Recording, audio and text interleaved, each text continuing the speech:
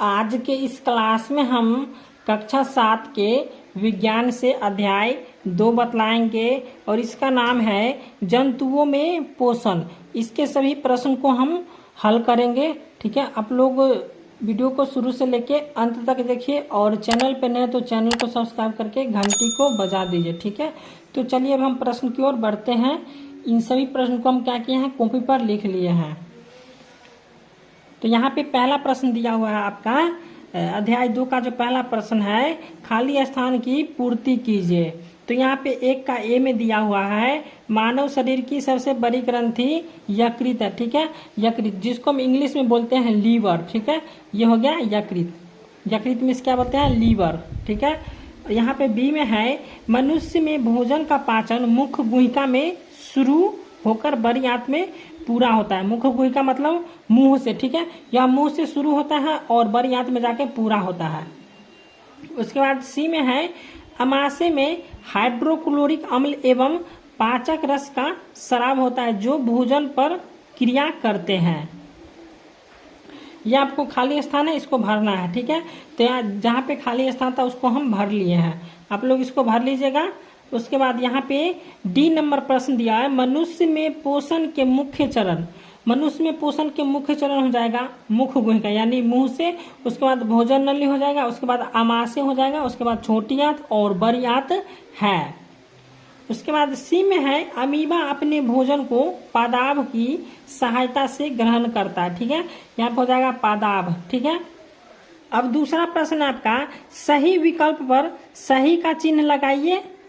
उसके बाद गलत विकल्प पर क्या करना है, गलत का चिन्ह लगाना है। इसके बाद यहाँ पे 2 का ए नंबर प्रश्न है, कुतरने में सहायता करने वाला दांत। तो कुतरने वाले दांत को क्या कहते हैं, कृदंत कहते हैं। ठीक है, तो यहाँ पे हो जाएगा कृंतक, इसको हम कृदंत बोले या कृंतक बोले। ठीक है, अगर आपको फाड़ने वाला दांत बोले तो हो जाएगा रदनक। उसके बाद पीसने और चबाने वाला दांत बोलेंगे तो हो जाएगा अगर चबानक। ठीक है, दांत आपको दांत कितने प्रकार के होते हैं, दांत 4 प्रकार के होते हैं। पहला हो जाएगा पहला हो जाएगा कृदंत, उसके बाद रदनक, चवर्णक हो जाएगा, उसके बाद हो जाएगा अगर चवर्णक। ठीक है, तो ये 4 प्रकार के दांत होते हैं और इस चारों का काम हो जाता है। पहला रदनक है, पहला बोलते हैं रदनक, पहला कृदंत है। ठीक है, तो कृदंत का काम क्या है, काटना है। उसके बाद रदनक है, तो रदनक का काम क्या है, फाड़ना है। उसके बाद अगर चवर्णक और चवर्णक का काम है पीसना और चबाना। समझ गए होंगे। उसके बाद यहाँ पे बी नंबर प्रश्न है, लार मंड एस्ट्रोज को बदलता है ग्लूकोज में बदलता है। ठीक है, यहाँ पे हो जाएगा दूसरा, इसका हो जाएगा दूसरा ग्लूकोज। उसके बाद सी में है, पीत रस का स्राव होता है। तो पीत रस का स्राव कहाँ होता है, पीत रस कहाँ पाया जाता है, आपको जो है सो यकृत यानी कि लीवर में पाया जाता है। ठीक है, यहाँ पे हो जाएगा यकृत। तो सी का हो जाएगा 1 नंबर यानी यकृत हो जाएगा।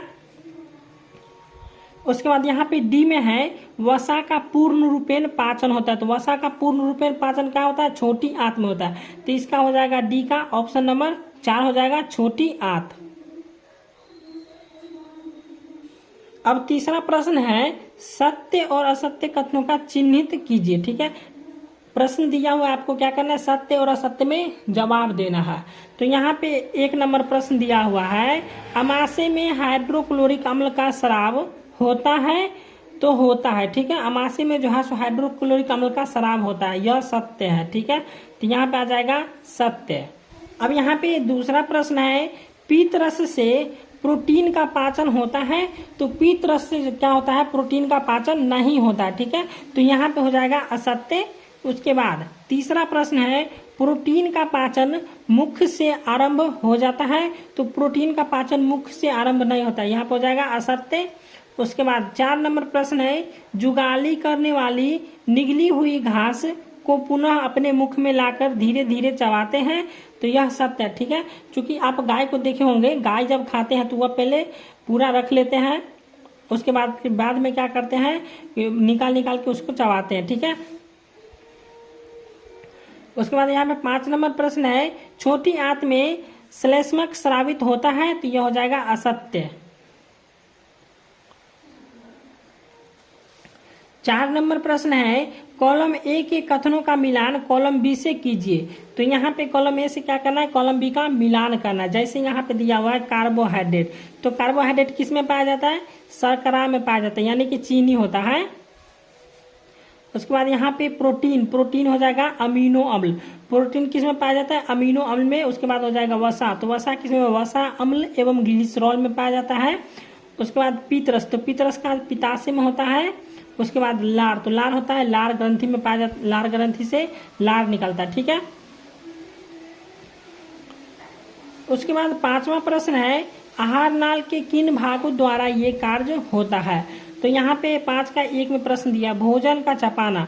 तो भोजन का चबाना कहाँ से प्रारंभ होता है, मुख से होता है, मुख यानी कि दांत, ठीक है। तो दांत ही जो है सो आपका भोजन को चबाते हैं, तो यहाँ पे हो जाएगा मुख दांत। उसके बाद 2 में है जीवाणु नष्ट होना। तो जीवाणु जब भोजन हम खाते हैं तो वो अंदर जाता है, तो अमाशय में जाता है, तो वहाँ जीवाणु नष्ट हो जाता है, तो इसलिए यहाँ पे हो जाएगा अमाशय। उसके बाद यहाँ पे 3 नंबर में उपयोगी पदार्थों का अवशोषण। तो उपयोगी पदार्थों का अवशोषण होता है छोटी आंत में होता है। उसके बाद 4 नंबर में है मल का निकास। तो मल का निकास क्या होता है, मलाशय से होता है। उसके बाद 6 नंबर प्रश्न दिया हुआ है एक शब्द में उत्तर दीजिए। तो इसका क्या करना है, एक शब्द में उत्तर देना है। जैसे यहाँ पे 1 नंबर प्रश्न दिया हुआ है मानव शरीर में पाया जाने वाले कठोरतम पदार्थ। तो मानव शरीर में पाए जाने वाले सबसे कठोरतम पदार्थ कौन हो जाएगा, इनेमल हो जाएगा, ठीक है। इसके बाद 2 नंबर प्रश्न है पचे भोजन का अवशोषण करने वाली अंगुली जैसी संरचनाएं क्या कहलाती हैं, दीर्घरोम या रसांगुल कहलाती है, ठीक है, रसांगुल्ला हो जाएगा। उसके बाद यहाँ पे 3 नंबर प्रश्न है घास खाने वाले जंतुओं में सेलुलोज पाचन का स्थान है। तो यह हो जाएगा अंधनाल हो जाएगा, इसका उत्तर हो जाएगा अंधनाल। और यहाँ पे 4 नंबर प्रश्न दिखा हुआ है अमीबा में भोजन पाचन का स्थान जो है सो खाद्य धनी होता है, ठीक है, यहाँ पर हो जाएगा खाद्य धनी, इसका उत्तर हो जाएगा। अब 5वां प्रश्न है भोजन के अवयवों से उपयोगी पदार्थ संश्लेषण की प्रक्रिया छोटी आंत, इसका उत्तर हो जाएगा छोटी आंत से होता है, ठीक है।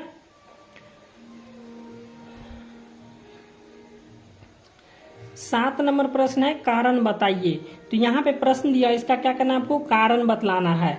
तो जैसे यहाँ पे 7 का ए में दिया है मनुष्य में सेलुलोज का पाचन नहीं होता, इसका क्या करना है, आपको कारण बताना है कि कैसे नहीं होता है। तो इसका उत्तर हो जाएगा कि घास खाने वाले जंतुओं के शरीर में छोटी तथा बड़ी आंत के बीच एक थैलीनुमा संरचना होती है, ठीक है, जिसे अंधनाल कहते हैं। और इस अंधनाल में जीवाणु पाए जाते हैं जिसकी सहायता से सेलुलोज का पाचन होता है। और मनुष्य में अंधनाल बहुत छोटी होती है और जीवाणु अनुपस्थित रहते हैं, अतः मनुष्य में सेलुलोज का पाचन नहीं होता है। उसके बाद 20 नंबर प्रश्न है अमीबा के खाद्य धनी में भोजन का पाचन होता है। तो इसका कारण देना है आपको। तो यहाँ पे इसका उत्तर हो जाएगा अमीबा के खाद्य धनी में ही पाचक रस का स्राव होता है जो खाद्य पदार्थों पर क्रिया कर उन्हें सरल पदार्थों में बदल देते हैं। और इसी प्रकार पचा हुआ भोजन धीरे धीरे अवशोषित हो जाता है और बिना पचा हुआ पदार्थ खाद्य धनी से होकर कोशिका द्वारा बाहर निकाल दिया जाता है। तो ये हो गया इसका कारण। अब सी में दिया हुआ है वायु नली तथा भोजन नली का संबंध ग्रसनी से है, फिर भी भोजन वायु नली में नहीं जाता है। तो इसका कारण बतलाना है। तो इसका कारण हो जाएगा, हम उत्तर लिखे हैं कि श्वास नली के ऊपर एक मांसल संरचना होता है जिसे इपिग्लोटिस कहते हैं। यह वाल्व का काम करता है यानी करती है, और जब हम भोजन ग्रहण करते हैं तो यह श्वास नली के ढक लेते हैं तथा भोजन नली में चला जाता है।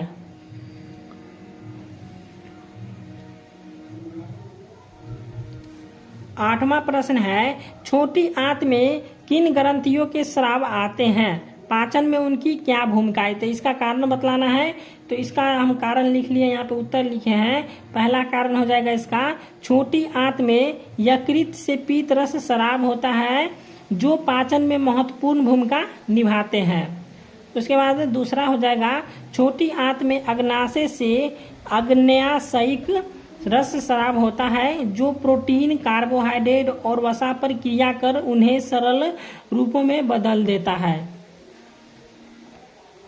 उसके बाद यहाँ पे 3 नंबर में है, छोटी आंत की दीवारों से आंत रस स्राव होता है, आंशिक रूप से पचे हुए भोजन पर क्रिया कर उसे पूर्ण रूप से पचा देता है। ठीक है।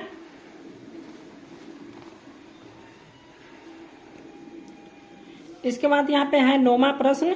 9वां प्रश्न है आपका, अमीबा में पोषण की प्रक्रिया मानव से भिन्न है कैसे? तो इसका उत्तर हम लिखे हैं, मनुष्य भोजन को मुख से ग्रहण करता है, जबकि अमीबा में भोजन का अंतर्ग्रहण पादाभ, यहाँ पे हो जाएगा पादाभ की सहायता से होता है, और मनुष्य में पाचन तंत्र होता है जहाँ भोजन का पाचन होता है, जबकि अमीबा में भोजन का पाचन खाद्य नली में होता है। ठीक है, इसी प्रकार से आप लिख लीजिएगा। उसके बाद 10 नंबर प्रश्न है, मनुष्य में पाए जाने वाले दांत तथा उनके कार्यों को लिखिए। तो हम बतलाए थे मनुष्य में पाए जाने वाले दांत 4 प्रकार के होते हैं। ठीक है, यहाँ पे इसका उत्तर हम लिख लिया, मनुष्य में पाए जाने वाले दांत तथा कार्य इस प्रकार। ठीक है, तो मनुष्य में पाए जाने वाले दांत 4 प्रकार के होते हैं। पहला होता है किरदंत, जिसको हम काटने का कार्य करते हैं। उसके बाद यहाँ पे 2 में है रद्नक, रद्नक का हो जाएगा फाड़ने का कार्य। उसके बाद 3 में है अग्रचवर्णक, यह पीसने और चबाने का कार्य करता है। उसके बाद 4 नंबर में है चवर्णक, ये भी जो है सो पीसने और चबाने का कार्य करता है। ठीक है, तो वीडियो अच्छा लगा तो वीडियो को लाइक और चैनल को सब्सक्राइब जरूर कीजिएगा।